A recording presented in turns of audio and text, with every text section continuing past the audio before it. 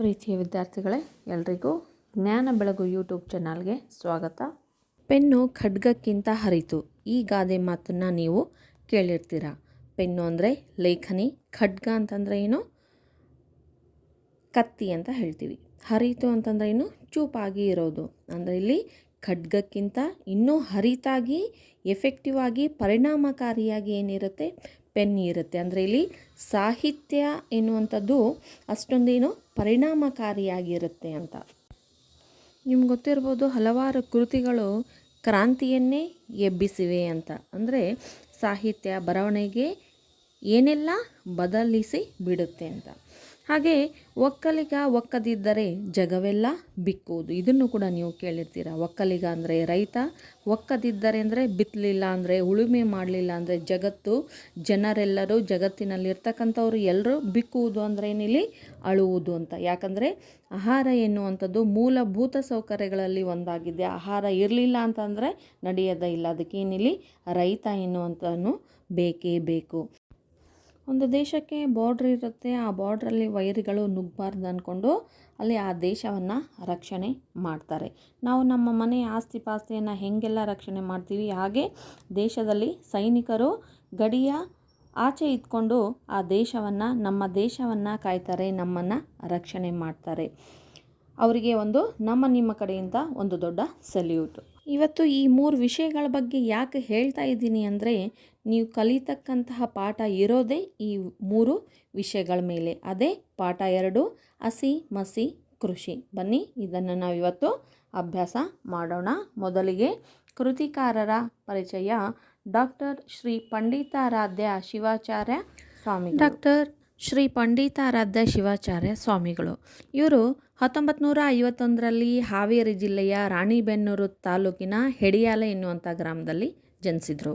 ಇವರು ಒಂದು ರಂಗಶಾಲೆಯನ್ನು ಸ್ಥಾಪಿಸಿ ಪ್ರತಿ ವರ್ಷ ನಾಟಕೋತ್ಸವ, ಶಿವ ಸಂಚಾರ, ವಿಚಾರ ಸಂಕಿರಣ, ವರ್ಷದ ಹರ್ಷ, ಶ್ರಾವಣ ಸಂಜೆ ಇತ್ಯಾದಿ ಕಾರ್ಯಕ್ರಮಗಳನ್ನು ಸಂಘಟಿಸುತ್ತಾ ಬಂದಿದ್ದಾರೆ. ಒಂದು ರಂಗಶಾಲೆಯನ್ನು ಸ್ಥಾಪಿಸಿದ್ರು. ಪ್ರತಿ ವರ್ಷ ಬೇರೆ ಬೇರೆ ನಾಟಕ ಮಾಡ್ತಕ್ಕಂಥವ್ರನ್ನು, ಸಂಚಾರಿ ನಾಟಕಕಾರರನ್ನು, ಇಲ್ಲ ವಿಚಾರ ಸಂಕಿರಣ ಮಾಡ್ತಕ್ಕಂಥದ್ದು, ಶ್ರಾವಣ ಮಾಸದಲ್ಲಿ ಶ್ರಾವಣ ಸಂಜೆ ಎನ್ನುವಂಥ ಕಾರ್ಯಕ್ರಮವನ್ನು ಇವರು ಮಾಡ್ತಾಯಿದ್ರು. ಸೊ ಹಾಗಾಗಿ ಇವರಿಗೆ ಏನಂತ ಕರೆಯಲಾಗಿದೆ, ರಂಗಜಂಗಮ ಅಂತಲೇ ಇವರು ಪ್ರಸಿದ್ಧಿಯನ್ನು ಪಡೆದಿದ್ದಾರೆ. 60ಕ್ಕೂ ಹೆಚ್ಚು ಕೃತಿಗಳನ್ನು ಇವರು ರಚನೆ ಮಾಡಿದ್ದಾರೆ. ಅವುಗಳಲ್ಲಿ ಪ್ರಮುಖವಾದವುಗಳೆಂದರೆ ಜೀವನ ದರ್ಶನ, ಕೈದೀವಿಗೆ, ಹುಟ್ಟು ಸಾವುಗಳ ಮಧ್ಯೆ, ಸಮಾಧಿಯ ಮೇಲೆ, ಕಾಯಕ ದಾಸೋಹ, ಪ್ರಳಯ ಮುಂದೇನು, ಸುಖ ಎಲ್ಲಿದೆ, ಅರಿವಿನ ಅಂತರಾಳ, ಬಸವ ಧರ್ಮ ಇತ್ಯಾದಿ ಇವು ಪ್ರಬಂಧ ಸಂಕಲನಗಳಾಗಿದ್ದವು. ಅಂತರಂಗ ಬಹಿರಂಗ, ಸ್ವಾಮಿ ವಿವೇಕಾನಂದ, ಜಂಗಮದೆಡೆಗೆ ಅಂಕುಶ ಇವರು ರಚನೆ ಮಾಡಿರ್ತಕ್ಕಂತಹ ನಾಟಕಗಳು. ಶಿವಾನುಭವ, ಪ್ರವಾಸ, ಕಥನ ಇದು ಆಗಿದೆ. ಹೀಗೆ ಅದರ ಜೊತೆಗೆ ಇವರು 100 ವಚನಗಳನ್ನು ಕೂಡ ರಚನೆ ಮಾಡಿದ್ದಾರೆ. ಇದರ ಒಂದು ಸಾಧನೆಯ ಫಲವಾಗಿ ಇವರಿಗೆ ಸಿಕ್ಕಿರುವಂತಹ ಪ್ರಶಸ್ತಿಗಳು: ರಂಗ ಸಾಧನೆಗೆ ಕರ್ನಾಟಕ ನಾಟಕ ಅಕಾಡೆಮಿಯ ಗೌರವ ಫೆಲೋಶಿಪ್ ಪ್ರಶಸ್ತಿ, ಕರ್ನಾಟಕ ಸರ್ಕಾರದ ರಾಜ್ಯೋತ್ಸವ ಪ್ರಶಸ್ತಿ, ಕುವೆಂಪು ವಿಶ್ವವಿದ್ಯಾಲಯದಿಂದ ಇವರಿಗೆ ಗೌರವ ಡಾಕ್ಟರೇಟ್ ಪದವಿ ಹಾಗೂ ಅಂತಾರಾಷ್ಟ್ರೀಯ ರೋಟರಿ ಸಂಸ್ಥೆ ಪಾಲ್ ಹ್ಯಾರಿಸ್ ಪ್ರಶಸ್ತಿಯನ್ನು ನೀಡಿ ಗೌರವಿಸಿದೆ. ಆಗಲೇ ಹೇಳ್ದಂಗೆ ಇವರು ರಂಗಜಂಗಮ ಅಂತಲೇ ಖ್ಯಾತಿಯನ್ನು ಹೊಂದಿದ್ದಾರೆ. ಪ್ರಸ್ತುತ ಹಸಿ ಮಸಿ ಕೃಷಿ ಲೇಖನವನ್ನು ಅವರ ವ್ಯಕ್ತಿತ್ವ ಎಂಬ ಪ್ರಬಂಧ ಸಂಕಲನದಿಂದ ಆರಿಸಿಕೊಳ್ಳಲಾಗಿದೆ. ಪಾಠ ಪ್ರವೇಶ. ಭಾರತ ಕೃಷಿ ಪ್ರಧಾನ ರಾಷ್ಟ್ರ. ಪ್ರಧಾನ ಅಂದರೆ ಮುಖ್ಯವಾಗಿರ್ತಕ್ಕಂಥದ್ದು. ಅಂದರೆ ಭಾರತದಲ್ಲಿ ಕೃಷಿನೇ ಹೆಚ್ಚು ಮುಖ್ಯ. ಕೃಷಿ ಆಧಾರಿತ ದೇಶ ಭಾರತ ಅಂತ ಹೇಳ್ಬೋದು. ರೈತ ದೇಶದ ಬೆನ್ನೆಲುಬು ಅಂತಂದರೆ ಏನಿಲ್ಲಿ ಒಂದು ದೇಹಕ್ಕೆ ಬೆನ್ನೆಲುಬು ಎಷ್ಟು ಮುಖ್ಯ. ಬೆನ್ನೆಲುಬು ಇರಲಿಲ್ಲ ಅಂತಂದರೆ ಕುತ್ಕೊಳ್ಳೋಕ್ಕಾಗಲ್ಲ, ಹೆಂಗೆ ಬಿದ್ದೋಗ್ಬಿಡ್ತೀವಿ. ಹಾಗೆ ರೈತ ದೇಶಕ್ಕೆ ಮುಖ್ಯವಾಗಿ ಬೇಕೇ ಬೇಕು. ಹಳ್ಳಿಗಳ ಅಭಿವೃದ್ಧಿಯೇ ದೇಶದ ಅಭಿವೃದ್ಧಿ ಎಂದು ಮಹಾತ್ಮ ಗಾಂಧೀಜಿ ಹೇಳುತ್ತಿದ್ದರು. ಯಾಕಂದರೆ ಭಾರತ ಹಳ್ಳಿಗಳ ನಾಡು. 70%ಕ್ಕಿಂತ ಹೆಚ್ಚು ಜನ ಹಳ್ಳಿಗಳಲ್ಲೇ ವಾಸ ಮಾಡ್ತಾ ಇದ್ದರು. ಸೊ ಹಾಗಾಗಿ ಹಳ್ಳಿಗಳು ಅಭಿವೃದ್ಧಿ ಆದರೆ ಇಡೀ ದೇಶನೇ ಅಭಿವೃದ್ಧಿ ಆಗುತ್ತಾ ಅಂದ್ಕೊಂಡು ಇಲ್ಲಿ ಗಾಂಧೀಜಿಯವರು ಈ ಮಾತನ್ನು ಹೇಳ್ತಾ ಇದ್ದರು.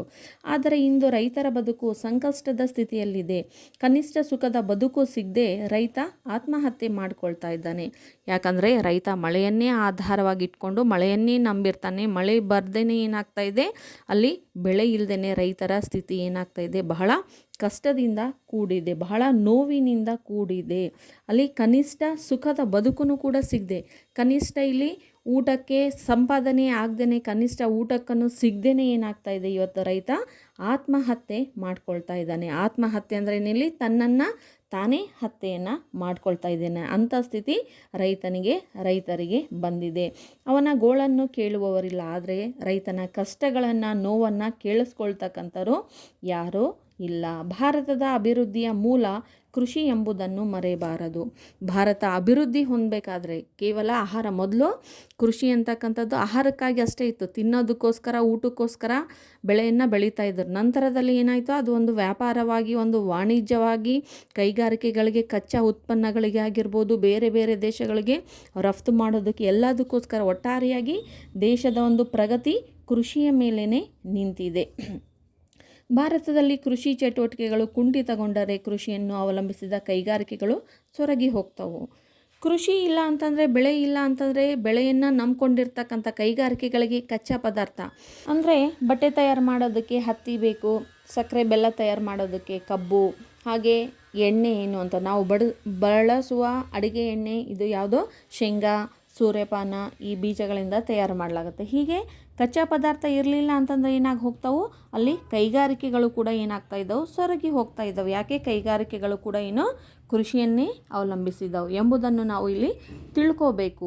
ಇದೇನು ರೈತನ ಬಗ್ಗೆ ಇರುವಂಥ ಒಂದು ಮಹತ್ವವನ್ನು ಇಲ್ಲಿ ಕವಿ ಹೇಳಿದ್ದಾರೆ. ನಂತರ ದೇಶದ ರಕ್ಷಣೆಯಲ್ಲಿ ಸೈನಿಕರ ಪಾತ್ರ ಹಿರಿದಾಗಿದೆ. ದೇಶವನ್ನು ನಾವು ನಮ್ಮ ಮನೆಯನ್ನು ರಕ್ಷಣೆ ಮಾಡ್ಕೊಂಡು ಬಿಡ್ತೀವಿ. ದೇಶವನ್ನು ರಕ್ಷಣೆ ಮಾಡೋರು ಯಾರು? ಇಲ್ಲಿ ದೇಶವನ್ನು ಕಾಯ್ತಕ್ಕಂಥವ್ರು, ನಿಮ್ಮೆಲ್ಲರನ್ನ ರಕ್ಷಣೆ ಮಾಡ್ತಕ್ಕಂಥವ್ರು ಯಾರಾಗಿದ್ದಾರೆ? ಸೈನಿಕರೇ ಆಗಿದ್ದಾರೆ. ಇವರ ಒಂದು ಪಾತ್ರ ಅತ್ಯಂತ ದೊಡ್ಡದಾಗಿದೆ, ಹಿರಿದಾಗಿದೆ ಅಂತ ಹೇಳ್ಬೋದು. ವೈರಿಗಳ ದಾಳಿಗೆ ಧೃತಿಗೆಡದೆ ಹಗಲು ರಾತ್ರಿ ಗಡಿ ಕಾಯುವ ಯೋಧನ ಬಗ್ಗೆ ಅಪಾರ ಅಭಿಮಾನವಿರಬೇಕು. ವೈರಿಗಳು ಯಾವಾಗ ದಾಳಿ ಮಾಡ್ತಾರೋ, ಅವ್ರೇನು ಹೇಳಿ ದಾಳಿ ಮಾಡ್ತಾರಾ, ಅದಕ್ಕೆ ಧೃತಿಗೆಡದೆ, ಧೈರ್ಯಗೆಡ್ದೇ ಹಗಲನ್ನೋದಿಲ್ಲ, ರಾತ್ರಿ ಅನ್ನೋದಿಲ್ಲ, ಬಿಸಿಲು ಮಳೆ ಚಳಿ ಏನು ಅಂದೇನೆ ಇಲ್ಲಿ ಗಡಿಯನ್ನು ಕಾಯ್ತಾ ಇರಬೇಕು. ಸೊ ಅಂಥವ್ರ ಬಗ್ಗೆ ನಮಗೇನಿಲ್ಲಿ ಗೌರವ, ಅಭಿಮಾನ ಇರಬೇಕು. ರಕ್ಷಣೆ ಹಾಗೂ ಕೃಷಿಯಲ್ಲಿ ಸ್ವಾವಲಂಬನೆ ಸಾಧಿಸಿದೆ. ಭಾರತ ಎನ್ನುವಂಥದ್ದು ರಕ್ಷಣೆ ಮತ್ತು ಕೃಷಿಯಲ್ಲಿ ಸ್ವಾವಲಂಬನೆ, ಈ ಎರಡು ವಿಷಯದಲ್ಲಿ ಏನು ಬೇರೆಯವ್ರ ಮೇಲೆ ಡಿಪೆಂಡ್ ಇಲ್ಲದೇ ಇಲ್ಲಿ ಅದು ಸ್ವಾವಲಂಬಿಯಾಗಿದೆ ಅಂತ ಹೇಳ್ಬೋದು. ದೇಶದ ಮುನ್ನಡೆ ಸಾಧ್ಯವಿಲ್ಲ ಅಂದರೆ ಇಲ್ಲಿ ಕೃಷಿಯಲ್ಲಿ ಹಾಗೂ ರಕ್ಷಣೆಯಲ್ಲಿ ಸ್ವಾವಲಂಬನೆ ಇದ್ದಾಗ ಮಾತ್ರ ಇಲ್ಲಿ ದೇಶದ ಮುನ್ನಡೆ, ಪ್ರಗತಿ ಸಾಧ್ಯ. ಹೀಗಾಗಿ ಅನ್ನ ಹಾಕುವ ರೈತ ಹಾಗೂ ಯೋಧನ ಬದುಕು ಹಸನುಗೊಳ್ಳಲು ಸರ್ಕಾರಗಳು ಹಾಗೂ ಬುದ್ಧಿಜೀವಿಗಳು ಶ್ರಮಿಸಬೇಕು. ರೈತರಿಗಾಗಿ, ಯೋಧರಿಗಾಗಿ ಇಲ್ಲಿ ಶ್ರಮಿಸಬೇಕಾಗಿದೆ. ಸರ್ಕಾರನೂ ಶ್ರಮಿಸಬೇಕು, ಬುದ್ಧಿಜೀವಿಗಳು ಕೂಡ ಇಲ್ಲಿ ಶ್ರಮ ವಹಿಸಬೇಕು ಅಂತ. ಸಾಹಿತಿಗಳು ಸಾಹಿತ್ಯ ರಚನೆಯ ಮೂಲಕ ಯೋಧ ಹಾಗೂ ರೈತನಿಗೆ ಆತ್ಮಬಲವನ್ನು ತುಂಬಬೇಕು. ಹಾಗಾದರೆ ಇಲ್ಲಿ ರೈತನ ಬಗ್ಗೆ ತಿಳ್ಕೊಂಡ್ರಿ, ಸೈನಿಕರ ಬಗ್ಗೆ ತಿಳ್ಕೊಂಡ್ರಿ. ಒಂದು ಪೆನ್ನು ಅಂದರೆ ಇಲ್ಲಿ ಸಾಹಿತ್ಯದ ಬಗ್ಗೆ, ಸಾಹಿತ್ಯ ಏನು ಕೆಲಸ ಮಾಡುತ್ತೆ, ಇಲ್ಲಿ ಮನಸ್ಸಿಗೆ ಒಂದು ಸ್ಫೂರ್ತಿಯನ್ನು ಕೊಡುತ್ತೆ, ಧೈರ್ಯವನ್ನು ಕೊಡುತ್ತೆ. ಹಾಗೆ ಇಲ್ಲಿ ರಚನೆಯ ಮೂಲಕ ಕೃತಿಕಾರರು ಸಾಹಿತ್ಯ ರಚನೆಯ ಮೂಲಕ ಯೋಧರಿಗಾಗಿರ್ಬೋದು, ರೈತರಿಗಾಗಿರ್ಬೋದು ಆತ್ಮಧೈರ್ಯವನ್ನು, ಬಲವನ್ನು ತುಂಬುವಂಥ ಕೆಲಸನ ಮಾಡಬೇಕು. ದೇಶದ ರಕ್ಷಣೆ ಹಾಗೂ ಅಭಿವೃದ್ಧಿಯು ಯೋಧ, ರೈತ, ಸಾಹಿತಿ ಈ ಮೂರರಲ್ಲಿದೆ ಎಂಬುದು ಈ ಲೇಖನದಲ್ಲಿ ಬಿಂಬಿತವಾಗಿದೆ. ದೇಶದ ಸಂರಕ್ಷಣೆ, ಅಭಿವೃದ್ಧಿ, ಪ್ರಗತಿ ಈ ಮೂರು ವಿಷಯಗಳ ಮೇಲೆ ನಿಂತಿದೆ ಎನ್ನುವಂಥದ್ದೇ ಈ ಲೇಖನದ ವಸ್ತು ವಿಷಯ ಆಗಿದೆ. ಈ ಮೂರುಗಳ ಮಹತ್ವವೇ ಏನಾಗಿದೆ, ಈ ಪಾಠದ ವಸ್ತು ವಿಷಯ ಆಗಿದೆ. ಬನ್ನಿ ಪಾಠವನ್ನು ತಿಳಿದುಕೊಳ್ಳೋಣ. ಪಾಠ 2, ಹಸಿ ಮಸಿ ಕೃಷಿ. ಹಸಿ ಅಂದರೆ ಖಡ್ಗ ಅಥವಾ ಯುದ್ಧ, ಮಸಿ ಅಂದರೆ ಶಾಯಿ, ಲೇಖನಿ ಇಲ್ಲ ಸಾಹಿತ್ಯ, ಕೃಷಿ ಅಂದರೆ ಏನು, ಒಕ್ಕಲುತನ. ದೇಶದ ಪ್ರಗತಿ, ಜನರ ಉದ್ಧಾರ ಯಾವುದನ್ನು ಅವಲಂಬಿಸಿದೆ ಎನ್ನುವ ಪ್ರಶ್ನೆಗೆ ಒಬ್ಬೊಬ್ಬರು ಒಂದೊಂದು ರೀತಿಯ ಉತ್ತರ ನೀಡಬಹುದು. ವೈಜ್ಞಾನಿಕ ಬೆಳವಣಿಗೆಯೇ ನಿಜವಾದ ಪ್ರಗತಿ, ದೊಡ್ಡ ದೊಡ್ಡ ಅಣೆಕಟ್ಟುಗಳ ನಿರ್ಮಾಣವೇ ಜನರ ಉದ್ಧಾರದ ದಾರಿ, ವಿದ್ಯುತ್ ಉತ್ಪಾದನೆಯೇ ಇವೆಲ್ಲದಕ್ಕೂ ಮೂಲ ಪ್ರೇರಣೆ ಎಂದೆಲ್ಲ ಹೇಳಬಹುದು.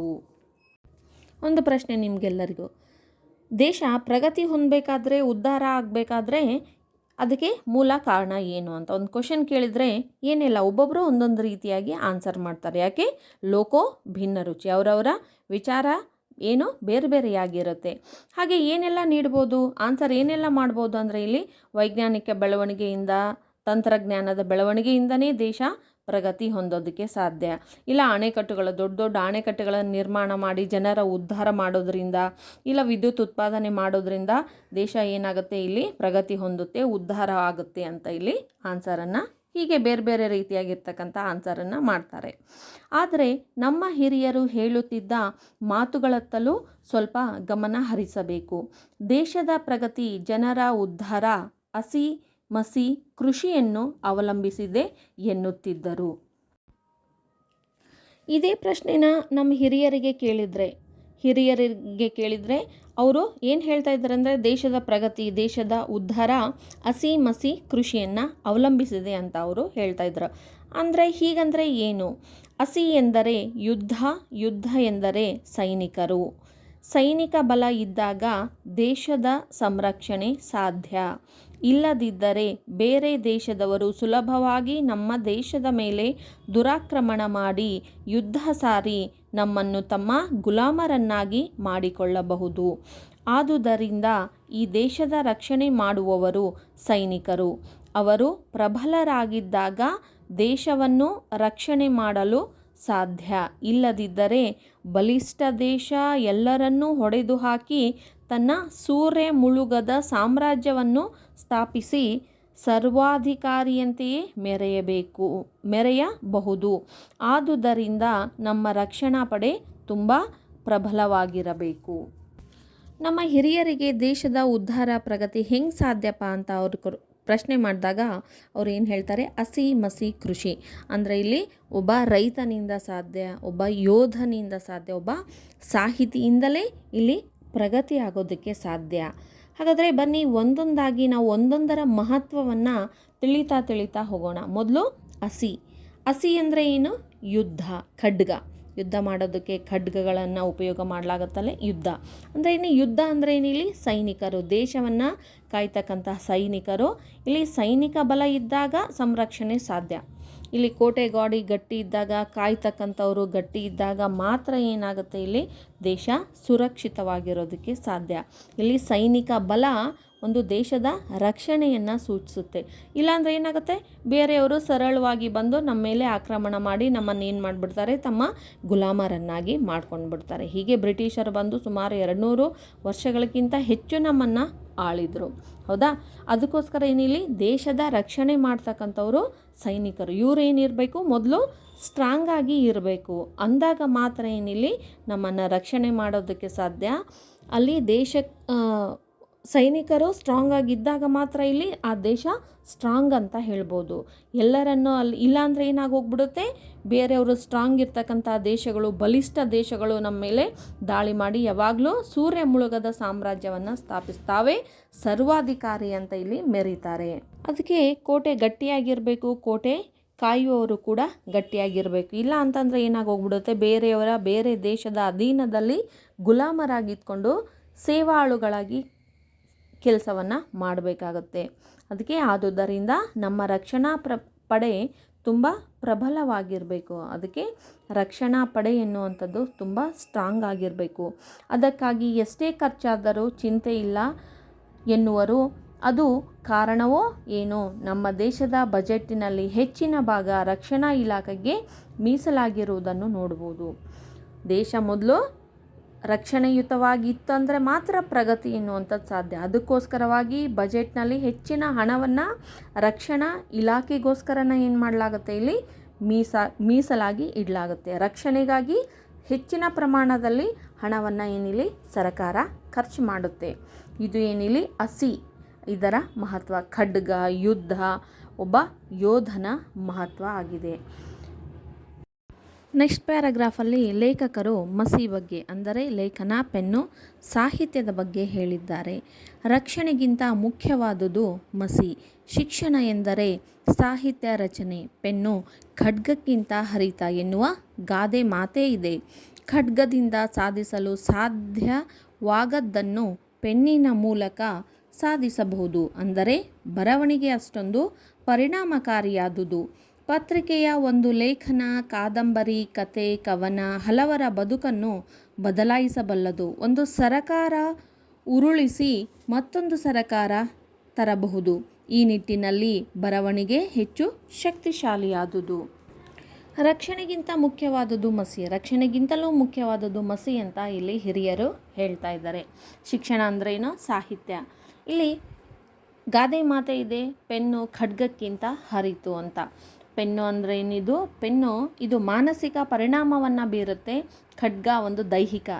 ಖಡ್ಗ ದೈಹಿಕ ಪರಿಣಾಮ ಬೀರಿದ್ರೆ ಪೆನ್ನು ಮಾನಸಿಕವಾಗಿ ಪರಿಣಾಮ ಬೀರುತ್ತೆ. ಖಡ್ಗದಿಂದ ಏನು ಸಾಧಿಸೋದಕ್ಕೆ ಆಗಲ್ವೋ ಅದನ್ನು ಏನಿಲ್ಲಿ ಪೆನ್ನಿನ ಮೂಲಕ, ಸಾಹಿತ್ಯದ ಮೂಲಕ, ಬರವಣಿಗೆಯ ಮೂಲಕ ಏನಿಲ್ಲಿ ಸಾಧಿಸ್ಬೋದು. ಒಂದು ಪತ್ರಿಕೆನೇ, ಒಂದು ನ್ಯೂಸ್ ಪೇಪರಲ್ಲಿ ಒಂದು ಲೇಖನ, ಕಾದಂಬರಿ, ಬೆಳಗ್ಗೆ ಎದ್ದ ತಕ್ಷಣ ಪೇಪರ್ ಓದುವಂಥ ಹುಚ್ಚಿರುತ್ತೆ. ಏನೇ ಆಗಲಿ ಮೊದಲು ಪೇಪರ್ ಬೇಕು. ಕೆಲವೊಂದು ಕಾಲಮ್ಸ್ಗಳನ್ನು, ಕೆಲವೊಂದು ಲೇಖನಗಳನ್ನು ಎಷ್ಟು ಚೆನ್ನಾಗಿ ಬರೆದಿರ್ತಾರೆ ಅಂದರೆ ಅದನ್ನು ಡೈಲಿ ಎದ್ದು ಓದಲಿಲ್ಲ ಅಂದರೆ ಸಮಾಧಾನ ಅಂತಕ್ಕಂಥದ್ದೇ ಇರಲ್ಲ. ಬುಕ್ಸ್ಗಳನ್ನು ಓದುವಂಥ ಹವ್ಯಾಸ ಇರುತ್ತೆ, ಕಾದಂಬರಿ ಓದುವಂಥ ಹವ್ಯಾಸ ಇರುತ್ತೆ. ಒಂದೊಂದು ದಿನ ದೊಡ್ಡ ದೊಡ್ಡ ಕಾದಂಬರಿಗಳನ್ನು ಒಂದೊಂದು ಫುಲ್ ಬುಕ್ಕನ್ನೇ ಓದಿ ಮುಗಿಸ್ತಾರೆ. ಅಂದರೆ ಅದರಿಂದ ತಮ್ಮಷ್ಟಕ್ಕೆ ತಾವೇ ಅಲ್ಲಿ ಬದಲಾವಣೆ ಹೊಂದ್ತಾ ಇರ್ತಾರೆ. ಹೆಂಗೆ ನಿಧಾನಗತಿಯಲ್ಲಿ ಹೆಂಗೆ ಬದಲಾವಣೆ ಆಗುತ್ತೆ ಅನ್ನೋದು ಅವ್ರಿಗೆ ಗೊತ್ತಿರೋದಿಲ್ಲ. ಅದಕ್ಕೋಸ್ಕರ ಏನಿದು ಕತೆ, ಕವನ ಇದು ಬದುಕನ್ನೇ ಬದಲಾಯಿಸುತ್ತೆ. ಅಷ್ಟೇ ಅಲ್ಲದೆ ಎಂತಹ ಶಕ್ತಿ ಇದೆ ನೋಡಿ, ಒಂದು ಸರ್ಕಾರ ಗೌರ್ಮೆಂಟನ್ನೇ ಚೇಂಜ್ ಮಾಡುತ್ತೆ. ಒಂದು ಸರ್ಕಾರವನ್ನು ಉರುಳಿಸಿ ಕ್ರಾಂತಿಗಳೆಲ್ಲ ಆಗಿರ್ತಕ್ಕಂಥದ್ದು ಯಾವುದು? ತತ್ವಜ್ಞಾನಿಗಳ ಕೃತಿಗಳಿಂದಲೇ ಏನಾಗಿದೆ, ಇಲ್ಲಿ ಕ್ರಾಂತಿಗಳು ಆಗಿದೆ. ಯುದ್ಧ ಎನ್ನುವಂಥದ್ದು ನಡೆದು ಹಳೆ ವ್ಯವಸ್ಥೆಯೆಲ್ಲ ಹೋಗಿ ಹೊಸ ವ್ಯವಸ್ಥೆ, ಇಲ್ಲಿ ನೀತಿ ನಿಯಮಗಳು ಎಲ್ಲ ಬದಲಾವಣೆ ಆಗಿರ್ತಕ್ಕಂಥದ್ದು ಯಾವುದರಿಂದ? ಇದು ಒಂದು ಸಾಹಿತ್ಯದಿಂದಲೇ ಅಂತ ಹೇಳ್ಬೋದು. ಅದಕ್ಕೋಸ್ಕರನೇ ಏನಿಲ್ಲಿ ಬರವಣಿಗೆನೂ ಕೂಡ ಶಕ್ತಿಶಾಲಿ ಆದದ್ದು ಅಂತ ಹೇಳ್ತಾ ಇದ್ದಾರೆ. ಮುಂದುವರೆದು, ಇವತ್ತು ಸಾಹಿತಿಗಳಿಗೆ ನಾಡಿನಲ್ಲಿ ಅಪಾರ ಗೌರವ ಇರುವುದು ಆ ಸಾಹಿತ್ಯದ ಸತ್ವದಿಂದಾಗಿ. ಅಂತಹ ಸಾಹಿತಿಗಳು ನಾಡಿನಲ್ಲಿ ಹೆಚ್ಚಿದಷ್ಟು ಸಮಾಜ ಪ್ರಗತಿಯ ಮೆಟ್ಟಿಲು ತುಳಿಯಲು ಸಾಧ್ಯ. ಬಸವಾದಿ ಶಿವಶರಣರ ವಚನಗಳು, ದಾಸರ ಕೀರ್ತನೆಗಳು, ಕುವೆಂಪು, ಬೇಂದ್ರೆಯವರಂತಹ ಕಾವ್ಯ ಇವತ್ತಿಗೂ ಜನರ ಮೇಲೆ ಸತ್ಪರಿಣಾಮ ಬೀರಲು ಅಲ್ಲಿರುವ ಸತ್ವವೇ ಕಾರಣ. ಇದನ್ನು ಗಮನಿಸಿ ಹಿರಿಯರು ದೇಶದ ಸಮೃದ್ಧಿ, ಪ್ರಗತಿ ಮಸಿಯನ್ನು ಅವಲಂಬಿಸಿದೆ ಎಂದು ಹೇಳಿದ್ದಾರೆ. ಅದರಲ್ಲಿ ಅಂಥ ಉತ್ಪ್ರೇಕ್ಷೆ ಇದೆ ಎಂದೆನಿಸದು. ಇಂಥ ಸಾಹಿತ್ಯಕ್ಕೆ ಸಮಾಜದಲ್ಲಿ ಹೆಚ್ಚಿನ ಗೌರವ ಇದೆ. ಸಾಹಿತಿಗಳು ಹೆಚ್ಚಾದಷ್ಟು ಸಮಾಜಕ್ಕೆ ಹೆಚ್ಚಿನ ಗೌರವನೂ ಬರುತ್ತೆ, ದೇಶಕ್ಕೆ ಹೆಚ್ಚಿನ ಗೌರವನೂ ಬರುತ್ತೆ. ಅದರ ಜೊತೆಗೆ ಬರವಣಿಗೆಯನ್ನು ಓದಿ ಜನ ಅಲ್ಲಿ ಸುಧಾರಣೆ, ಬದಲಾವಣೆ, ದೇಶದ ಅಭಿವೃದ್ಧಿನೂ ಕೂಡ ಸಾಧ್ಯ ಆಗುತ್ತೆ. ನೀವು ನೋಡಿರ್ಬೋದು, ಪ್ರಾರಂಭದಲ್ಲಿ ಕೃತಿಕಾರರ ಪರಿಚಯದಲ್ಲಿ ನೋಡಿರ್ಬೋದು, ಈ ಶ್ರೀ ಪಂಡಿತಾರಾಧ್ಯ ಶಿವಾಚಾರ್ಯ ಮಹಾಸ್ವಾಮಿಗಳು ಬರೆದಿರ್ತಕ್ಕಂಥದ್ದೇ ಈ ಹಸಿಮಸಿ ಕೃಷಿ. ಇವರು ಇದ್ರ ಜೊತೆಗೆ ಹೆಚ್ಚಿನ ಕೃತಿಗಳನ್ನು ರಚನೆ ಮಾಡಿದ್ದಾರೆ. ಅದಕ್ಕೆ ಇವರಿಗೆ ಹಲವಾರು ಪ್ರಶಸ್ತಿಗಳು ಕೂಡ ಸಂದಿದ್ದಾವು. ಗೌರವ ಫೆಲೋಶಿಪ್ ಆಗಿರ್ಬೋದು, ರಾಜ್ಯೋತ್ಸವ, ಡಾಕ್ಟರೇಟ್ ಪದವಿ ಆಗಿರ್ಬೋದು, ಪಾಲ್ ಹ್ಯಾರಿಸ್ ಪ್ರಶಸ್ತಿ, ಹೀಗೆ ಸಾಹಿತ್ಯದ ಪರಿಣಾಮವಾಗಿಯೇ ಏನು ಇವರಿಗೆ ಸಿಕ್ಕಿರ್ತಕ್ಕಂತಹ ಒಂದು ಗೌರವ ಅಂತ ಹೇಳ್ಬೋದು. ಅಷ್ಟೇ ಅಲ್ಲದೆ ಶಿವಶರಣರಾಗಿರ್ತಕ್ಕಂತಹ ಬಸವಣ್ಣ, ಅಕ್ಕ ಮಹಾದೇವಿ, ಅಲ್ಲಮ್ಮ ಪ್ರಭು ಇವರ ವಚನಗಳಾಗಿರ್ಬೋದು, ಕೀರ್ತನೆಗಳು, ಪುರಂದರದಾಸ, ಕನಕದಾಸರಂತಹ ಕೀರ್ತನೆಗಳಾಗಿರ್ಬೋದು, ರಾಷ್ಟ್ರಕವಿ ಕುವೆಂಪು, ಬೇಂದ್ರೆ, ಇವರೆಲ್ಲರ ಒಂದು ಕಾವ್ಯ ಆಗಿರ್ಬೋದು, ಕಾವ್ಯ, ಕವನ, ನಾಟಕ, ಹಲವಾರು ಏನೇನು ಬೇರೆ ಬೇರೆ ಪ್ರಕಾರಗಳಲ್ಲಿ ಸಾಹಿತ್ಯವನ್ನು ರಚನೆ ಮಾಡಿದಾರಲ್ಲ, ಅದು ಇವತ್ತಿಗೂ ಕೂಡ ಏನಾಗಿದೆ, ಅದು ಒಂದು ಸತ್ವ ಇದೆ ಅಂತ ಹೇಳ್ಬೋದು. ಈ ವಚನಗಳನ್ನಾಗಲಿ, ದಾಸರ ಕೀರ್ತನೆಗಳನ್ನಾಗಲಿ, ಕುವೆಂಪು ಅವರು, ದ ರಾ ಬೇಂದ್ರೆ, ಇನ್ನೂ ಹಲವಾರು ಕೃತಿಗಳನ್ನು, ಸಾಹಿತ್ಯವನ್ನು ಇಂದಿಗೂ ಕೂಡ ಓದಲಾಗುತ್ತೆ. ಅಂದರೆ ಇಲ್ಲಿ ಹಿರಿಯರು ಏನು ಹೇಳ್ತಾ ಇದ್ದಾರೆ, ದೇಶದ ಸಮೃದ್ಧಿ, ಪ್ರಗತಿ ಮಸಿ ಸಾಹಿತ್ಯ ಶಿಕ್ಷಣವನ್ನು ಕೂಡ ಅವಲಂಬಿಸಿದೆ ಅಂತ ಹಿರಿಯರು ಹೇಳ್ತಾ ಇದ್ದಾರೆ. ಆದರೆ ಇಲ್ಲಿ ಕೃತಿಕಾರರು ಇದರಲ್ಲಿ ಅಂಥ ಉತ್ಪ್ರೇಕ್ಷೆ ಇಲ್ಲ ಅಂತ ಹೇಳ್ತಾ ಇದ್ದಾರೆ. ಅಂದರೆ ಇದು ಅತಿಯಾದ ವರ್ಣನೆ ಆಗಿದೆ ಅಂತ. ಸಾಹಿತ್ಯ ದೇಶದ ಪ್ರಗತಿ ಮೇಲೆ ಅಷ್ಟೊಂದು ಪರಿಣಾಮ ಬೀರದಿಲ್ಲ ಅಂತ ಇವರ ಒಂದು ಅಭಿಪ್ರಾಯ ಆಗಿದೆ. ಇದರಲ್ಲಿ ಕೃಷಿ ಬಗ್ಗೆ ಮಹತ್ವವನ್ನು ಲೇಖಕರು ಹೇಳಿದ್ದಾರೆ. ಹಸಿಮಸಿಗಿಂತ ಮಹತ್ವದ್ದು ಕೃಷಿ. ಕೃಷಿಕ ನಮ್ಮ ನಾಡಿನ ಬೆನ್ನೆಲುಬು, ಒಕ್ಕಲಿಗ ಒಕ್ಕದಿರೆ ಜಗವೆಲ್ಲ ಬಿಕ್ಕುವುದು ಎನ್ನುವ ಮಾತಿದೆ. ಅಂದರೆ ಕೃಷಿಕರೇನಾದರೂ ಸತ್ಯಾಗ್ರಹ ಮಾಡಿ ಒಂದು ವರ್ಷ ನಾವು ಭೂಮಿಯನ್ನು ಉಳುವುದಿಲ್ಲ, ಯಾವ ಬೆಳೆಯನ್ನು ತೆಗೆಯುವುದಿಲ್ಲ ಎನ್ನುವ ತೀರ್ಮಾನ ಮಾಡಿದರೆ ಗತಿ ಏನು? ಆಹಾರವಿಲ್ಲದೆ ಬರೀ ವೈಜ್ಞಾನಿಕ ಬೆಳವಣಿಗೆಯಿಂದ ಬದುಕಲು ಸಾಧ್ಯವೇ? ನಾವು ಯಾವ ಕಾರ್ಖಾನೆಯಿಂದಲೂ ಟೊಮೆಟೊ ತಯಾರಿಸಲು, ಅಕ್ಕಿ ಪಡೆಯಲು, ರಾಗಿ ಬೆಳೆಯಲು ಸಾಧ್ಯವಿಲ್ಲ. ಇದಕ್ಕೆಲ್ಲ ಭೂಮಿಯೇ ಬೇಕು. ರೈತನ ಬೆವರು ಭೂಮಿಗೆ ಸುರಿಯಬೇಕು. ನೋಡಿ ಇಲ್ಲಿ ಈ ಯುದ್ಧ, ಖಡ್ಗ, ಸಾಹಿತ್ಯ ಇದಕ್ಕಿಂತ ಮುಖ್ಯವಾಗಿರ್ತಕ್ಕಂಥದ್ದು ಕೃಷಿ ಅಂತ ಇಲ್ಲಿ ಹಿರಿಯರು ಹೇಳ್ತಾ ಇದ್ದಾರೆ. ಯಾಕಂದರೆ ರೈತನೇ ದೇಶದ ನಾಡಿನ ಬೆನ್ನೆಲುಬು ಆಗಿದ್ದಾನೆ. ಬೆನ್ನೆಲುಬು ಮನುಷ್ಯನಿಗೆ ಎಷ್ಟು ಮುಖ್ಯವೋ, ಬೆನ್ನೆಲುಬು ಇರಲಿಲ್ಲ ಅಂದರೆ ಊಹಿಸ್ಕೊಳ್ಳೋಕ್ಕೂ ಆಗೋದಿಲ್ಲ, ಕೂತ್ಕೊಳ್ಳೋಕ್ಕಾಗುತ್ತಾ, ಬಿದ್ದೋಗ್ಬಿಡ್ತೀವಿ. ಹಾಗೆ ಇಲ್ಲಿ ರೈತ ಇರಲಿಲ್ಲ ಅಂತಂದರೆ ಆಹಾರ ಅಲ್ಲಿ ನಮಗೆ ಸಿಗೋದಿಲ್ಲ. ಅದಕ್ಕೆ ಒಕ್ಕಲಿಗ ಒಕ್ಕದಿರೆ ಜಗವೆಲ್ಲ ಬಿಕ್ಕುವುದು. ರೈತ ಇಲ್ಲಿ ಬಿತ್ತಲಿಲ್ಲ ಅಂತಂದರೆ, ಉಳ್ಳಿಲ್ಲ ಅಂದರೆ ಜಗತ್ತೇ ಏನಾಗುತ್ತೆ ಇಲ್ಲಿ ಅಳುತ್ತೆ ಅಂತ. ಅಂದರೆ ಕೃಷಿಕನ್ನೇನಾದರೂ ಸತ್ಯಾಗ್ರಹ ಮಾಡಿ ಒಂದು ವರ್ಷ ನಾವು ಭೂಮಿ ಉಳುವುದಿಲ್ಲ ಅಂದರೆ, ಒಂದು ವರ್ಷ ಸತ್ಯಾಗ್ರಹ ಮಾಡಿದ ಒಂದು ವರ್ಷ ನಾವು ಭೂಮಿನ ಬೆಳೆಯೋದಿಲ್ಲ, ಉಳುವುದಿಲ್ಲ ಅಂತ ಹೇಳಿದ್ರೆ ಅಲ್ಲಿ ಯಾವ ಬೆಳೆನೂ ಬೆಳೆಯಂಗಿಲ್ಲ. ಈ ವರ್ಷ ನಾವು ಬಿತ್ತೋದೇ ಇಲ್ಲ ಅಂತ ಹೇಳಿದ್ರೆ ಏನಾಗ್ಬೋದು, ಒಂದು ಊಹಿಸ್ಕೊಳ್ಳೋಕೆ ಸಾಧ್ಯನಾ? ಊಹಿಸ್ಕೊಳ್ಳೋಕ್ಕೂ ಕೂಡ ಸಾಧ್ಯ ಇಲ್ಲ. ಕೇವಲ ಏನಿಲ್ಲ ವೈಜ್ಞಾನಿಕ ತಂತ್ರಜ್ಞಾನದ ಬೆಳವಣಿಗೆಯಿಂದ ಆಗಿರ್ಬೋದು, ಇವುಗಳಿಂದ ಇಲ್ಲಿ ಹೊಟ್ಟೆ ಎನ್ನುವಂಥದ್ದು ತುಂಬೋದಿಲ್ಲ. ಕಾರ್ಖಾನೆಗಳಲ್ಲಿ ಏನಾದರೂ ಟೊಮೆಟೊ, ಅಕ್ಕಿ, ಬೇಳೆ, ಕಾಯಿಪಲ್ಯ, ಸೊಪ್ಪನ್ನು ಏನಾದರೂ ತಯಾರಿಸೋಕ್ಕಾಗತ್ತಾ? ಇಲ್ಲ, ಏನೂ ತಯಾರಿಸೋಕ್ಕಾಗಲ್ಲ. ಅದಕ್ಕೆಲ್ಲದಕ್ಕೂ ಭೂಮಿನೇ ಬೇಕು. ಅದನ್ನು ಯಾರೋ ರೈತನೇ ತನ್ನ ಬೆವರನ್ನು ಭೂಮಿಗೆ ಸುರಿಸಿ ರೈತನೇ ದುಡಿಬೇಕು ಅಂತ. ಹಾಗಾಗಿ ಸರ್ವಜ್ಞ ಕೋಟಿ ವಿದ್ಯೆಗಳಲ್ಲಿ ಮೇಟಿ ವಿದ್ಯೆಯೇ ಮೇಲು, ಮೇಟಿಯಿಂ ರಾಟೆ ನಡೆದುದಲ್ಲದೆ ದೇಶ ದಾಟವೇ ಕೆಡಗುಂ ಎಂದಿರುವುದು ಗಮನಾರ್ಹ. ಹೌದು, ಕೋಟಿ ವಿದ್ಯೆಗಳಲ್ಲಿ ಮೇಟಿ ವಿದ್ಯೆ ಅಂದರೆ ವ್ಯವಸಾಯವೇ ಮೇಲು. ಆ ವ್ಯವಸಾಯ ಇಲ್ಲದಿದ್ದರೆ ದೇಶದ ಆಟವೇ ನಡೆಯುವುದು. ಅದಕ್ಕೆ ಕೃಷಿಯ ಮಹತ್ವವನ್ನು ಕುರಿತು ವಚನಕಾರರಾಗಿರ್ತಕ್ಕಂಥ ಸರ್ವಜ್ಞ ಅವರು ಹೇಳ್ತಾ ಇದ್ದಾರೆ, ಕೋಟಿ ವಿದ್ಯೆಗಳಲ್ಲಿ ನೀವು ಯಾವುದೇ ಕೆಲಸ ಆಗಿರ್ಬೋದು, ಎಲ್ಲ ವಿದ್ಯೆನ ತೊಗೊಳ್ರಿ, ಆ ಎಲ್ಲ ವಿದ್ಯೆಗಿಂತ ಯಾವುದು ಮೇಟಿ ಅಂದರೆ ಕೃಷಿ ವಿದ್ಯೆನೇ ಮೇಲು, ಅದೇ ಹೆಚ್ಚು ಮಹತ್ವದ್ದು ಅಂತ. ಎದಕ್ಕಂದರೆ ಆಹಾರನೇ ಮುಖ್ಯ. ಮನುಷ್ಯನಿಗೆ ಆಹಾರವನ್ನು ಬೆಳೀತಕ್ಕಂಥವನೇ ಯಾರು? ರೈತ ಆಗಿದ್ದಾನೆ. ಮೇಟಿಯಂ ರಾಟೆ ನಡೆದುದಲ್ಲದೆ ದೇಶ ದಾಟವೇ ಕೆಡಗುಂ. ಇಲ್ಲಿ ಮೇಟಿಯ ರಾಟೆ ಅಂದರೆ ಇಲ್ಲಿ ಒಂದು ವ್ಯವಸಾಯದ ಒಂದು ಚಕ್ರ ಉರುಳಿಲ್ಲ ಅಂದರೆ ದೇಶದ ಆಟನೇ ನಿಂತೋಗ್ಬಿಡುತ್ತೆ. ದೇಶದ ಒಂದು ಮುಖ್ಯವಾಗಿ ವ್ಯವಸಾಯದ ಚಕ್ರ ಉರುಳಬೇಕು, ಅಂದಾಗ ಮಾತ್ರ ಇಲ್ಲಿ ದೇಶ ಚಲಿಸೋದಕ್ಕೆ ಸಾಧ್ಯ. ಇಲ್ಲ ಅಂದರೆ ಇಲ್ಲ ಅಂತ ಇಲ್ಲಿ ವಚನದಲ್ಲಿ ಹೇಳ್ತಾ ಇದ್ದಾರೆ. ಆದರೆ ಇಂದು ಇಂಥ ಕೃಷಿಕರ ಗತಿ ಏನಾಗಿದೆ? ಅವನು ಒಂದೆಡೆ ನಿಸರ್ಗದ ಜೊತೆ ಸೆಣಸಬೇಕು, ಸಕಾಲಕ್ಕೆ ಸರಿಯಾಗಿ ಮಳೆ ಬರುವುದಿಲ್ಲ, ಉತ್ತಮ ಬೀಜ ಸಿಗುವುದಿಲ್ಲ, ಭೂಮಿ ಬರಡಾಗುತ್ತಿದೆ, ಕ್ರಿಮಿಕೀಟಗಳ ಹಾವಳಿಯಿಂದ ಬೆಳೆಗೆ ವಿವಿಧ ರೀತಿಯ ರೋಗಗಳು ತಗುಲಿ ಬೇಸಾಯವೇ ಬೇಡ ಎನ್ನುವ ಪರಿಸ್ಥಿತಿ ನಿರ್ಮಾಣವಾಗುತ್ತಿದೆ. ಮತ್ತೊಂದೆಡೆ ತಾನು ಬೆಳೆದ ಬೆಳೆಗೆ ಸರಿಯಾದ ಬೆಲೆ ಸಿಗದೆ ವ್ಯವಸ್ಥೆಯ ವಿರುದ್ಧವೂ ಹೋರಾಟ ನಡೆಸಬೇಕಾಗಿದೆ. ಇವತ್ತು ರೈತನ ಸ್ಥಿತಿ ಅತ್ಯಂತ ಸಂಕಷ್ಟದಾಯಕ, ನೋವುದಾಯಕವಾಗಿದೆ. ಒಂದು ಕಡೆ ರೈತ ಮಳೆ ಜೊತೆಗೆ ಹೋರಾಟ ಸೆಣಸಾಡಬೇಕಾಗಿದೆ, ಇನ್ನೊಂದು ಕಡೆ ಒಳ್ಳೆಯ ಬಿತ್ತನೆ ಬೀಜ, ಗೊಬ್ಬರ, ಅದಕ್ಕೆ ಕ್ರಿಮಿ ಕೀಟಗಳು ತಾಕ್ತಕ್ಕಂಥದ್ದು, ಮತ್ತು ಅದಕ್ಕೆ ಒಳ್ಳೆಯ ಬೆಲೆ ಎನ್ನುವಂಥದ್ದು ಸಿಗೋದಿಲ್ಲ. ಒಟ್ಟಾರೆಯಾಗಿ ರೈತನ ಗೋಳು ಹೇಳ ತೀರದು ಆಗಿದೆ ಅಂತ ಹೇಳ್ಬೋದು. ನಮ್ಮ ದೇಶದ ರಾಜಕಾರಣಿಗಳು, ಅಧಿಕಾರಿಗಳು, ಬಂಡವಾಳಶಾಹಿಗಳು, ವ್ಯಾಪಾರಸ್ಥರು, ಸಾಹಿತಿಗಳು, ಸಂಶೋಧಕರು, ವಿಜ್ಞಾನಿಗಳು ಹೀಗೆ ಪ್ರತಿಯೊಬ್ಬರೂ ಬದುಕುತ್ತಿರುವುದು ಕೃಷಿಕರನ್ನು ಅವಲಂಬಿಸಿಯೇ. ಆದರೆ ಅವರೆಲ್ಲರೂ ಕೃಷಿಕರನ್ನು ಉಪೇಕ್ಷೆ ಮಾಡುತ್ತಲೇ ಬಂದಿದ್ದಾರೆ. ಮೇಲಾಗಿ ಇವರಲ್ಲಿ ಬಹುತೇಕ ಜನರು ಬಂದಿರುವುದು ಕೃಷಿಕರ ಕುಟುಂಬಗಳಿಂದಲೇ.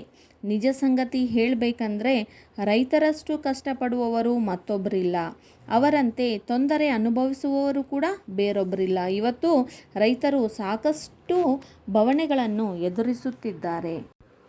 ಇವತ್ತು ದೇಶದಲ್ಲಿ ಇರ್ತಕ್ಕಂಥವರು ಪ್ರತಿಯೊಬ್ಬರು ಕೂಡ ಅವಲಂಬಿತ ಆಗಿರೋದು ಕೃಷಿಕನ ಮೇಲೇ. ಅವರು ವಿಜ್ಞಾನಿ ಆಗಿರಲಿ, ಅಧಿಕಾರಿ ಆಗಿರಲಿ, ರಾಜಕಾರಣಿ, ವ್ಯಾಪಾರಸ್ಥ, ಸಾಹಿತಿ, ಸಂಶೋಧಕ, ಯಾರೇ ಆಗಿರಲಿ ಪ್ರತಿಯೊಬ್ಬರಿಗೂ ಕೂಡ ಆಹಾರ ಬೇಕು. ಆಹಾರವನ್ನು ಬೆಳೀತಕ್ಕಂಥವ್ರು ಯಾರು? ಕೃಷಿಕರೇ ಆಗಿದ್ದಾರೆ.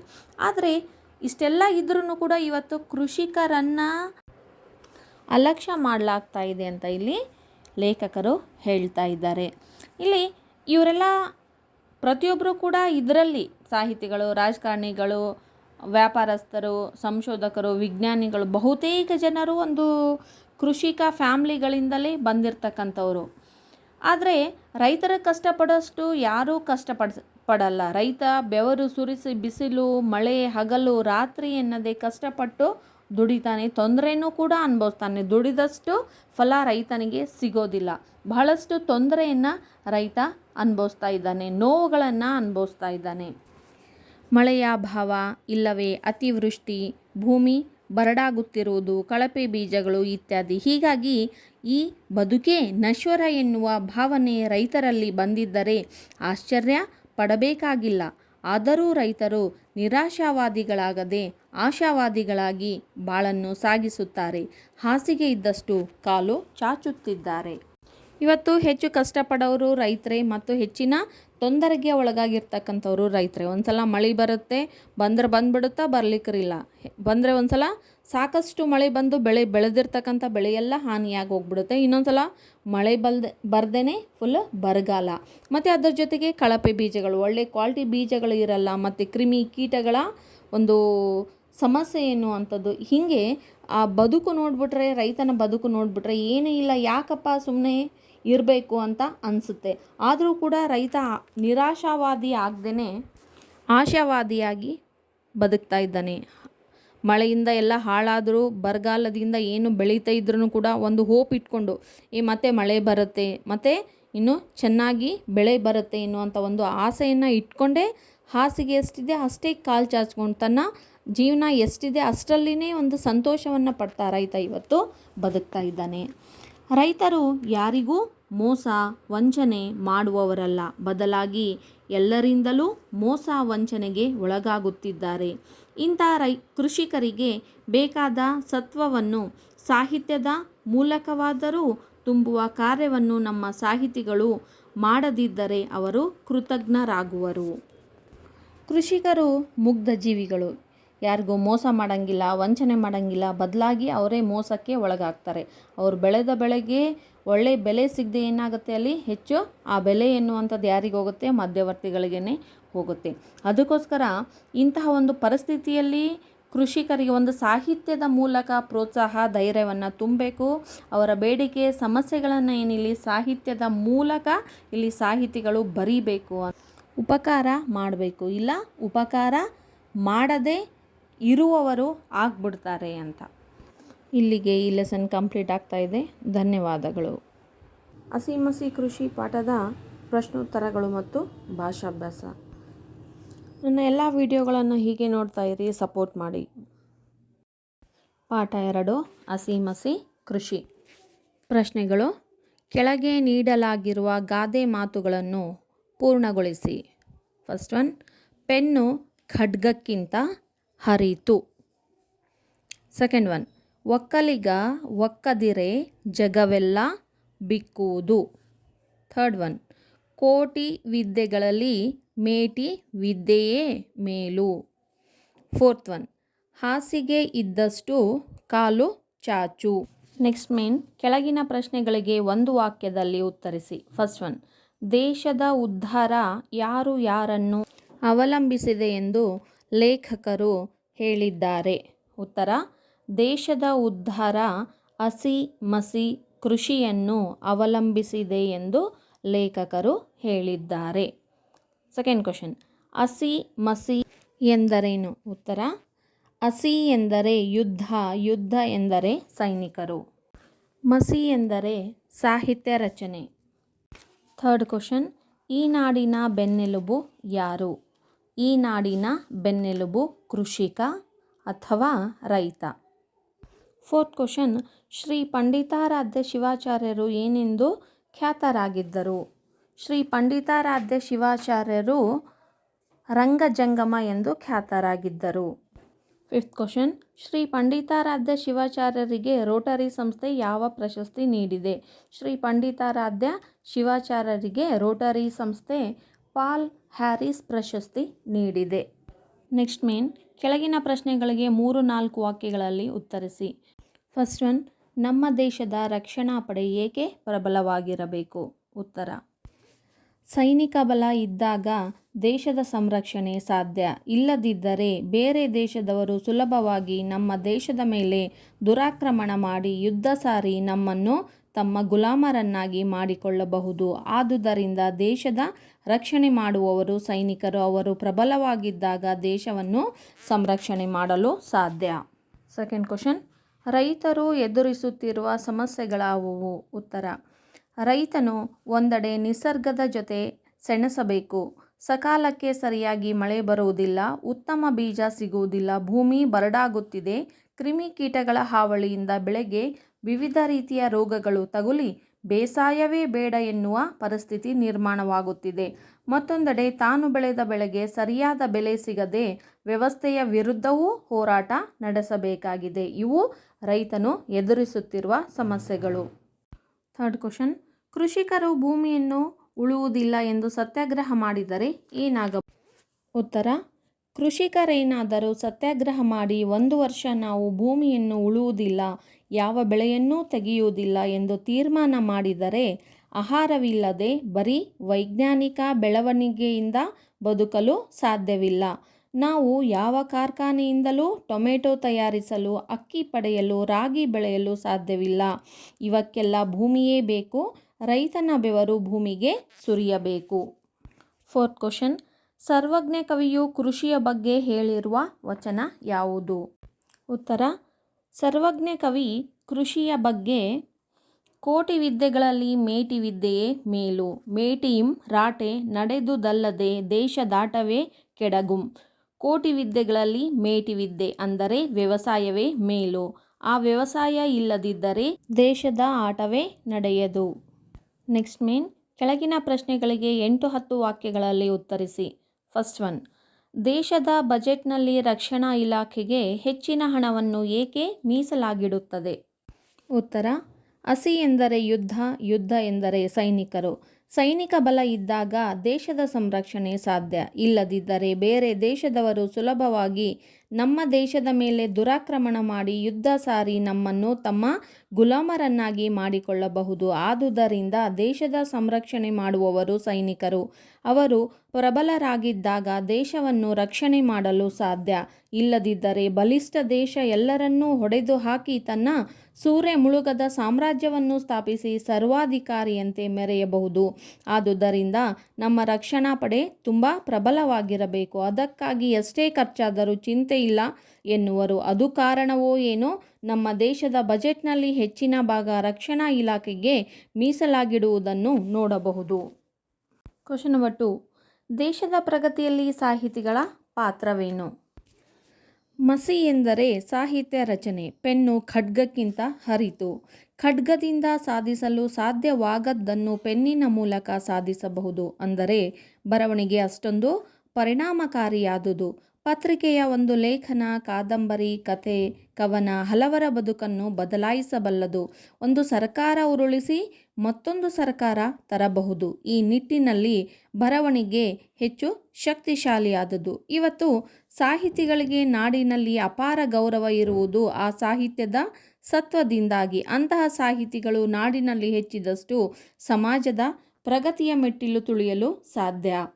ಬಸವಾದಿ ಶಿವಶರಣರ ವಚನಗಳು, ದಾಸರ ಕೀರ್ತನೆಗಳು, ಕುವೆಂಪು, ಬೇಂದ್ರೆಯಂಥವರ ಕಾವ್ಯ ಇವತ್ತಿಗೂ ಜನರ ಮೇಲೆ ಸತ್ಪರಿಣಾಮ ಬೀರಲು ಅಲ್ಲಿರುವ ಸತ್ವವೇ ಕಾರಣ. ಇದನ್ನು ಗಮನಿಸಿ ಹಿರಿಯರು ದೇಶದ ಸಮೃದ್ಧಿ, ಪ್ರಗತಿ ಮಸಿಯನ್ನು ಅವಲಂಬಿಸಿದೆ ಎಂದು ಹೇಳಿದ್ದಾರೆ. ಥರ್ಡ್ ಕ್ವಶನ್, ಕೃಷಿಕ ನಾಡಿನ ಬೆನ್ನೆಲುಬು. ಈ ಮಾತನ್ನು ಸಮರ್ಥಿಸಿ. ಇದಕ್ಕೆ ಆನ್ಸರು 3-4 ವಾಕ್ಯಗಳಲ್ಲಿ ಉತ್ತರಿಸಿಯಲ್ಲಿ third one, fourth one questions ಇದಾವಲ್ಲ. ಕೃಷಿಕರು ಭೂಮಿಯನ್ನು ಉಳುವುದಿಲ್ಲ ಎಂದು ಸತ್ಯಾಗ್ರಹ ಮಾಡಿದರೆ ಏನಾಗಬಹುದು? ಸರ್ವಜ್ಞ ಕವಿಯು ಕೃಷಿಯ ಬಗ್ಗೆ ಹೇಳಿರುವ ವಚನ ಯಾವುದು? ಈ ಎರಡರ ಆನ್ಸರೇ ಇದಕ್ಕೆ ಆನ್ಸರು. ಈ ಎರಡನ್ನು ಸೇರಿ ಬರೆದ್ರೇ ಏನಾಗುತ್ತೆ? ಕೃಷಿಕ ನಾಡಿನ ಬೆನ್ನೆಲುಬು. ಈ ಮಾತನ್ನು ಸಮರ್ಥಿಸಿ ಇದಕ್ಕೆ ಆನ್ಸರ್ ಆಗುತ್ತೆ. ಆದರೂ ಟೆಕ್ಸ್ಟ್ ಬುಕ್ಕಲ್ಲಿ ಎಲ್ಲಿದೆ ಅನ್ನೋದನ್ನು ಮಾರ್ಕ್ ಮಾಡಿ ಹೇಳ್ತೀನಿ. ಉತ್ತರ, ಕೃಷಿಕ ನಮ್ಮ ನಾಡಿನ ಬೆನ್ನೆಲುಬು. ಒಕ್ಕಲಿಗ ಒಕ್ಕದಿರೆ ಜಗವೆಲ್ಲ ಬಿಕ್ಕುವುದು. ಕೃಷಿಕನೇನಾದರೂ ಸತ್ಯಾಗ್ರಹ ಮಾಡಿ 1 ವರ್ಷ ನಾವು ಭೂಮಿಯನ್ನು ಉಳುವುದಿಲ್ಲ, ಯಾವ ಬೆಳೆಯನ್ನೂ ತೆಗೆಯುವುದಿಲ್ಲ ಎಂದು ತೀರ್ಮಾನ ಮಾಡಿದರೆ ಆಹಾರವಿಲ್ಲದೆ ಬರೀ ವೈಜ್ಞಾನಿಕ ಬೆಳವಣಿಗೆಯಿಂದ ಬದುಕಲು ಸಾಧ್ಯವಿಲ್ಲ. ನಾವು ಯಾವ ಕಾರ್ಖಾನೆಯಿಂದಲೂ ಟೊಮೆಟೊ ತಯಾರಿಸಲು, ಅಕ್ಕಿ ಪಡೆಯಲು, ರಾಗಿ ಬೆಳೆಯಲು ಸಾಧ್ಯವಿಲ್ಲ. ಇದಕ್ಕೆಲ್ಲ ಭೂಮಿಯೇ ಬೇಕು. ರೈತನ ಬೆವರು ಭೂಮಿಗೆ ಸುರಿಯಬೇಕು. ಹಾಗಾಗಿ ಸರ್ವಜ್ಞ ಕೋಟಿ ವಿದ್ಯೆಗಳಲ್ಲಿ ಮೇಟಿ ವಿದ್ಯೆಯೇ ಮೇಲು, ಮೇಟಿಯಿಂ ರಾಟೆ ನಡೆದುದಲ್ಲದೆ ದೇಶದಾಟವೇ ಕೆಡಗು. ಕೋಟಿ ವಿದ್ಯೆಗಳಲ್ಲಿ ಮೇಟಿ ವಿದ್ಯೆ ಅಂದರೆ ವ್ಯವಸಾಯವೇ ಮೇಲು. ಆ ವ್ಯವಸಾಯ ಇಲ್ಲದಿದ್ದರೆ ದೇಶದ ಆಟವೇ ನಡೆಯದು. ನೆಕ್ಸ್ಟ್ ಮೇನ್ ಸಂದರ್ಭದೊಡನೆ ವಿವರಿಸಿ. ಫಸ್ಟ್ ಒನ್, ವ್ಯವಸಾಯ ಇಲ್ಲದಿದ್ದರೆ ದೇಶದ ಆಟವೇ ನಡೆಯದು. ಈ ವಾಕ್ಯವನ್ನು ಡಾಕ್ಟರ್ ಪಂಡಿತಾರಾಧ್ಯ ಶಿವಾಚಾರ್ಯ ಸ್ವಾಮಿಗಳು ಬರೆದ ಹಸಿ ಕೃಷಿ ಎಂಬ ಪಾಠದಿಂದ ಆರಿಸಿಕೊಳ್ಳಲಾಗಿದೆ. ಈ ಮಾತನ್ನು ಲೇಖಕರು ಓದುಗರಿಗೆ ಹೇಳಿದ್ದಾರೆ. ಸಂದರ್ಭ: ರೈತ ಭೂಮಿಯನ್ನು ಉಳುವುದಿಲ್ಲ, ಯಾವ ಬೆಳೆಯನ್ನೂ ತೆಗೆಯುವುದಿಲ್ಲ ಎನ್ನುವ ತೀರ್ಮಾನ ಮಾಡಿದರೆ ಆಹಾರವಿಲ್ಲದೆ ಬರೀ ವೈಜ್ಞಾನಿಕ ಬೆಳವಣಿಗೆಯಿಂದ ಬದುಕಲು ಸಾಧ್ಯವಿಲ್ಲ. ನಾವು ಯಾವ ಕಾರ್ಖಾನೆಯಿಂದಲೂ ಟೊಮೆಟೊ ತಯಾರಿಸಲು, ಅಕ್ಕಿ ಪಡೆಯಲು, ರಾಗಿ ಬೆಳೆಯಲು ಸಾಧ್ಯವಿಲ್ಲ. ಇದಕ್ಕೆಲ್ಲ ಭೂಮಿಯೇ ಬೇಕು. ರೈತನ ಬೆವರು ಭೂಮಿಗೆ ಸುರಿಯಬೇಕು ಎಂದು ರೈತ ಮತ್ತು ವ್ಯವಸಾಯದ ಮಹತ್ವವನ್ನು ತಿಳಿಸುವ ಸಂದರ್ಭದಲ್ಲಿ ಲೇಖಕರು ಈ ಮೇಲಿನ ಮಾತನ್ನು ಹೇಳಿದ್ದಾರೆ. ಸೆಕೆಂಡ್ ಒನ್, ರೈತರು ನಿರಾಶಾವಾದಿಗಳಾಗದೆ ಆಶಾವಾದಿಗಳಾಗಿ ಬಾಳನ್ನು ಸಾಗಿಸುತ್ತಿದ್ದಾರೆ. ಈ ವಾಕ್ಯವನ್ನು ಡಾಕ್ಟರ್ ಶ್ರೀ ಪಂಡಿತಾರಾಧ್ಯ ಶಿವಾಚಾರ್ಯ ಸ್ವಾಮಿಗಳು ಅವರು ಬರೆದಿರುವ ಹಸಿ ಕೃಷಿ ಎಂಬ ಪಾಠದಿಂದ ಆರಿಸಿಕೊಳ್ಳಲಾಗಿದೆ. ಈ ಮಾತನ್ನು ಲೇಖಕರು ಓದುಗರಿಗೆ ಹೇಳಿದ್ದಾರೆ. ಸಂದರ್ಭ: ರೈತರಷ್ಟು ಕಷ್ಟಪಡುವವರು ಮತ್ತೊಬ್ಬರಿಲ್ಲ. ಅವರಂತೆ ತೊಂದರೆ ಅನುಭವಿಸುವವರು ಬೇರೊಬ್ಬರಿಲ್ಲ. ಇವತ್ತಂತೂ ರೈತರು ಸಾಕಷ್ಟು ಬವಣೆಗಳನ್ನು ಎದುರಿಸುತ್ತಿದ್ದಾರೆ. ಮಳೆಯ ಅಭಾವ, ಇಲ್ಲವೇ ಅತಿವೃಷ್ಟಿ, ಭೂಮಿ ಬರಡಾಗುತ್ತಿರುವುದು, ಕಳಪೆ ಬೀಜಗಳು ಇತ್ಯಾದಿ. ಹೀಗಾಗಿ ಈ ಬದುಕೇ ನಶ್ವರ ಎನ್ನುವ ಭಾವನೆ ರೈತರಲ್ಲಿ ಬಂದರೂ ನಿರಾಶಾವಾದಿಗಳಾಗದೆ ಆಶಾವಾದಿಗಳಾಗಿದ್ದಾರೆ ಎಂದು ಅವರ ಭರವಸೆ ಮತ್ತು ನಂಬಿಕೆ ಕುರಿತು ಹೇಳುವ ಸಂದರ್ಭದಲ್ಲಿ ಈ ಮೇಲಿನ ಮಾತನ್ನು ಹೇಳಿದ್ದಾರೆ. ಥರ್ಡ್ ಒನ್, ಅವರು ಯಾರಿಗೂ ಮೋಸ ವಂಚನೆ ಮಾಡುವವರಲ್ಲ.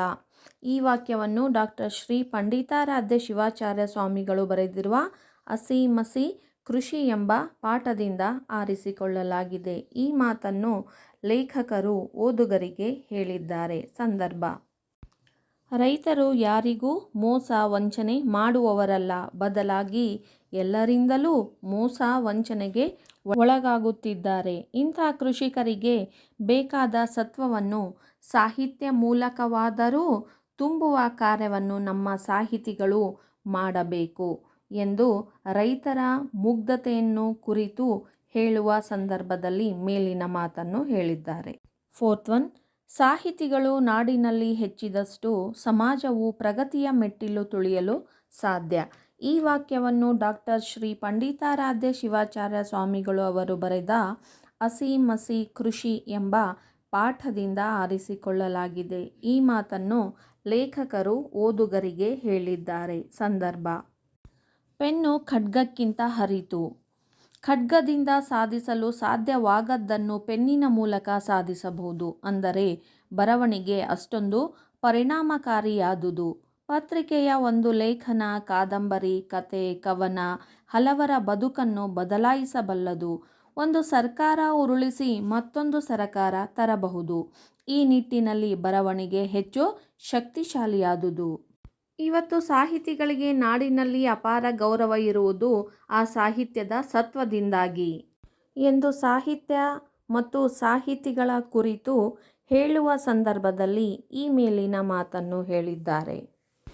ಭಾಷಾಭ್ಯಾಸ: ಕೆಳಗಿನ ಪದಗಳನ್ನು ಬಿಡಿಸಿ ಸಂಧಿಯ ಹೆಸರು ತಿಳಿಸಿ. ಒಬ್ಬೊಬ್ಬರು, ಒಬ್ಬರು ಪ್ಲಸ್ ಒಬ್ಬರು ಲೋಪಸಂಧಿ. ಒಬ್ಬರು, ಇಲ್ಲಿ ಪೂರ್ವ ಪದದ ಕೊನೆಯ ಅಕ್ಷರ ರು ಅಂದರೆ ಊಕಾರ ಲೋಪ ಆಗುತ್ತೆ. ಸರ್ವಾಧಿಕಾರಿ, ಸರ್ವ ಪ್ಲಸ್ ಅಧಿಕಾರಿ, ಇದು ಸವರ್ಣ ದೀರ್ಘ ಸಂಧಿ.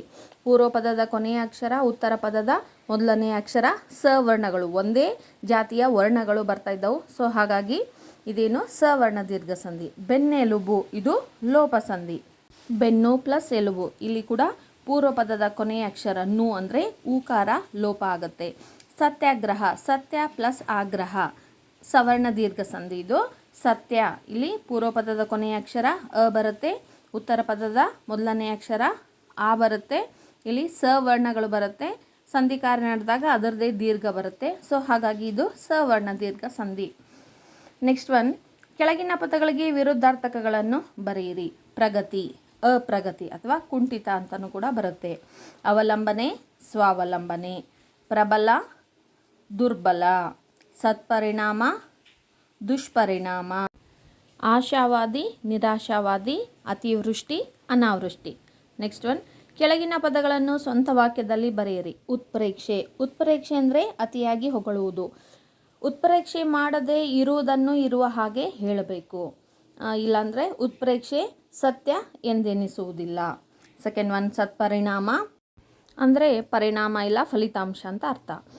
ಕೋಪದ ಸತ್ಪರಿಣಾಮ ನಾಶ. ನೆಕ್ಸ್ಟು ಸಮೃದ್ಧಿ. ಸಮೃದ್ಧಿ ಅಂದರೆ ಬೆಳವಣಿಗೆ, ಏಳಿಗೆ. ಮಳೆಯಿಂದ ಬೆಳೆಗಳು ಸಮೃದ್ಧವಾಗಿ ಬೆಳೆಯುತ್ತವೆ.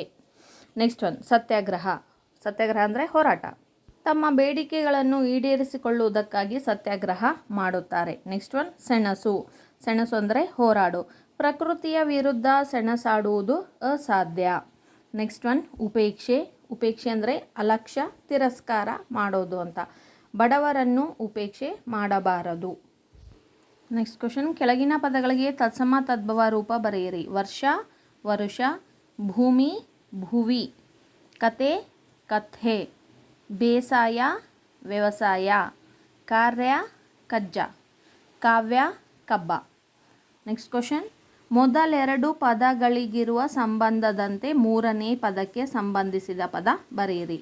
ಹಸಿ, ಯುದ್ಧ. ಮಸಿ, ಸಾಹಿತ್ಯ. ಅಂದರೆ ಏನಿಲ್ಲಿ ಮೀನಿಂಗ್, ಅರ್ಥ ಇದೆ ಇದರಲ್ಲಿ. ಕ್ರಿಮಿಕೀಟ, ಜೋಡು ನುಡಿ. ದೊಡ್ಡ ದೊಡ್ಡ, ಇದ್ಯಾವುದು ದ್ವಿರುಕ್ತಿ. ಕ್ರಿಮಿಕೀಟ ಅನ್ನೋದು ಜೋಡು ನುಡಿ ಆದರೆ ದೊಡ್ಡ ದೊಡ್ಡ ಅನ್ನೋದೇನಿದು ದ್ವಿರುಕ್ತಿ. ಯುದ್ಧ, ಜುದ್ಧ. ಶ್ರೀ, ಸಿರಿ. ಇವು ತತ್ಸಮ ತದ್ಭವಗಳು. ಯೋಧ, ರಕ್ಷಣೆ. ರೈತ, ಅನ್ನದಾತ. ಯೋಧ ರಕ್ಷಣೆ ಮಾಡ್ತಾನೆ, ರೈತ ಅನ್ನವನ್ನು ನೀಡ್ತಾನೆ. ಸೊ ಇಲ್ಲಿಗೆ ಭಾಷಾಭ್ಯಾಸ ಕಂಪ್ಲೀಟ್ ಆಯಿತು.